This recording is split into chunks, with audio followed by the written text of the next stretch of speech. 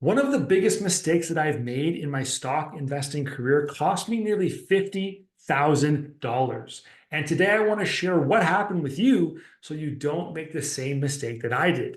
My problem was born out of fear and a lack of discipline back when I was a beginner level trader. So here's the story of what not to do when it comes to stock investing. The year was 2021. Back in July the 9th to be exact, I got assigned 100 shares of Tesla right here, this little flag stick, at $665 per share. The story gets better. That's a lot of dough, okay? That's about $82,000 Canadian when you convert it. And I had a big position with 100 shares of Tesla. This is obviously before Tesla split its shares in a 3-to-1 offering later that year. So how did I end up with these shares? Well, going back to my trade tracker, I see that I sold a weekly expiring naked put for a total of $964 of total profit. So I got paid almost $1,000 to buy 100 shares of Tesla. So then what did I do once I had these shares in my account? Well, I went and turned around and sold a covered call, which I should have done, which was a good move at the time.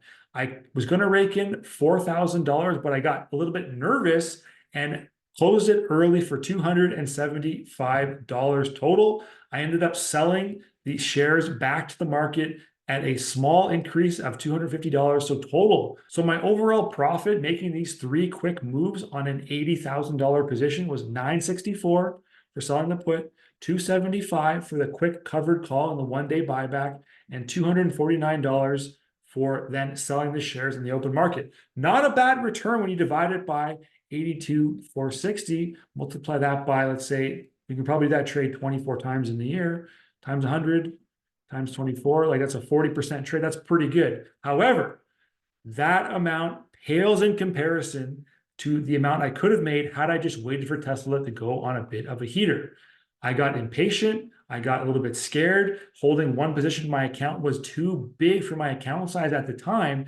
And this position scared me into selling when it had this modest rip higher right to this level. Right here's where I ended up getting out. I saw the red candlestick and I said, that's enough for me. I'm taking my money and I'm going. Had I waited, had I waited, this is what would have happened.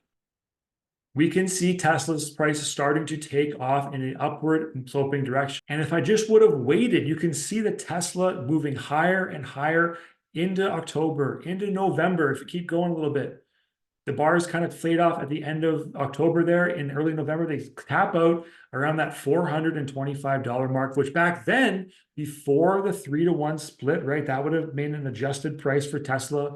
Let's call it 420 times 3 of $1,260, okay? Now, if we were to take the price that I paid for these shares, which is $665, and let's say I didn't make it all the way to the end. Let's say I made it and I kind of crapped out a little bit early. Maybe this candlestick right here, the 340 area, I got to there, I saw the big jump up, and I would have sold right around here. Okay, this candlestick we're talking about right here, big blue and green. Let's say that's the one there. So we're looking at around $340. If we do that times 3, 1020. Okay, now we take that 665 that I paid, subtract it from 1020, we get 355. Okay, we multiply that by 100, $35,000 of potential profit left on the sidelines had I just been a little bit more patient and not gotten scared and lack of discipline. The worst part is that you got to convert that to Canadian now one more time. We go times 0.133. Boom, and there's our close to $50,000 mistake. Not that I lost in the position, I ended up being profitable, but I made $1,000 versus $47,000. The numbers speak for themselves. So that is a good example and a good reminder that if you are going to have a position and it's going to make up a large chunk of your account, number one, you better understand and really know that company, what they do, how they make money, so you're not scared and you have the conviction to stick with it long term and not be fearful like I was in this example back in 2021. The second thing, always consider position sizing relative to your entire account.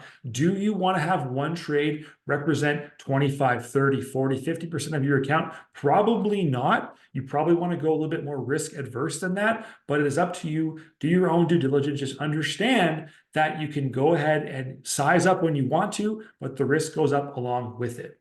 This is also a good lesson in why you should track and journal your trades. You can look back and understand what happened, what went wrong, what you could have done better in the past to become a better trader in the future. This is why I'm a huge proponent of tracking trades. It doesn't have to be anything too fancy, just basic, what you're doing in the market, when you're assigned, when not, when you have capital moving around. Track your trades, be less fearful, give yourself some perspective, and hopefully you can limit these kind of missed opportunities in your own trading account by learning from the mistakes from someone like me who's been there, done that, wear the egg on my face. It's part of the gig. It's part of trading and growing as an experienced investor. Hope you got some value out of this one here today. If you want to know more about stock investing, Interactive Brokers, TradingView, the platform you just saw on here, keep watching the channel, subscribe and follow along, and I will see you on the next one.